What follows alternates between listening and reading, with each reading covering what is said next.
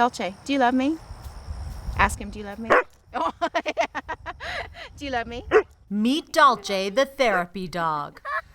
You love me? This blue-eyed barker and his handler, victim specialist Rachel Pierce, pioneered the Federal Bureau of Investigation's Canine Assisted Victim Assistance Program. Before Dolce began helping victims as a therapy dog, he assisted Rachel as a service dog. Rachel's rheumatoid arthritis can sometimes make it too painful to do daily chores. Some of the things he learned as a service dog, he would turn lights on and off. He could jump up and do the switches. He did my laundry. Although Rachel had originally adopted Dolce as a service dog, Dolce had other plans. Rachel realized that Dolce had too much love to give to keep him for herself, so she began to cross-train him as a therapy dog. He's a good service dog, but he is an amazing therapy dog. He just loves people. Rachel spent years training Dolce to the highest military and civilian standards under the supervision of an organization called Pet Partners. In order to earn his certification to become a therapy dog, Dolce had to pass a rigorous test, and he passed it on the first try.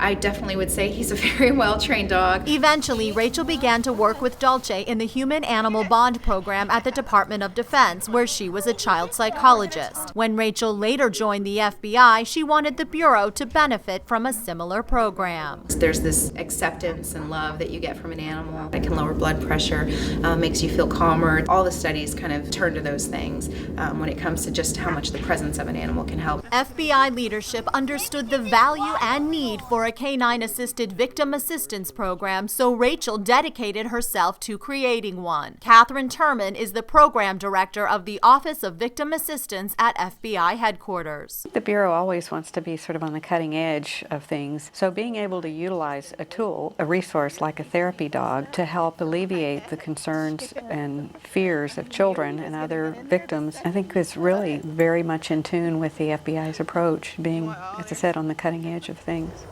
Rachel and Dolce began working in the field with victims of child pornography and kidnapping cases, violent bank robberies, and even white-collar cases and death notifications. Victim specialists are often responsible for assisting in those death notifications.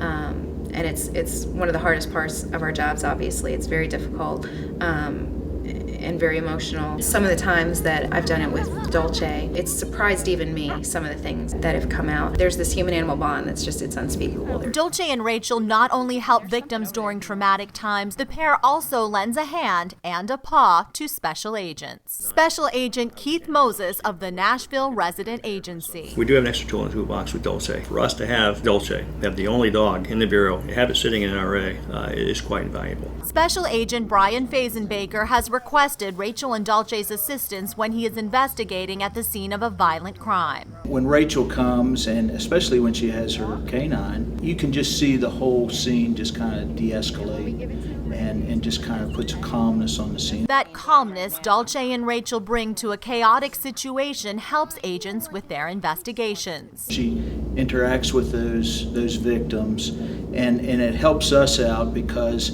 you know, she's that conduit between the investigator and the victim. Rachel and Dolce's teamwork has enhanced the role of a victim specialist, so much so that they received the FBI Director's Award for Distinguished Service for assisting victims of crime. He's changed my life in a lot of ways. I'm so proud of him for all the other lives he's helped and all the other lives he's touched, and he's helped a lot of people. I think he's had an amazing life. Life as a therapy dog will come to an end as Dolce gets closer to retirement. When that happens, Rachel does not want the program to end. She's hoping another blue-eyed barker will pick up where Dolce left off. Meet Kevlar. I'm a one-dog kind of girl, but I did get a puppy a while back, and I've started training her. The 22-month-old pup passed her therapy dog certification test. She got the highest qualification there is. I'm very proud. Rachel says Kevlar still has a lot to learn. But with a mentor like Dolce, Rachel hopes Kevlar will someday be the FBI's next therapy dog,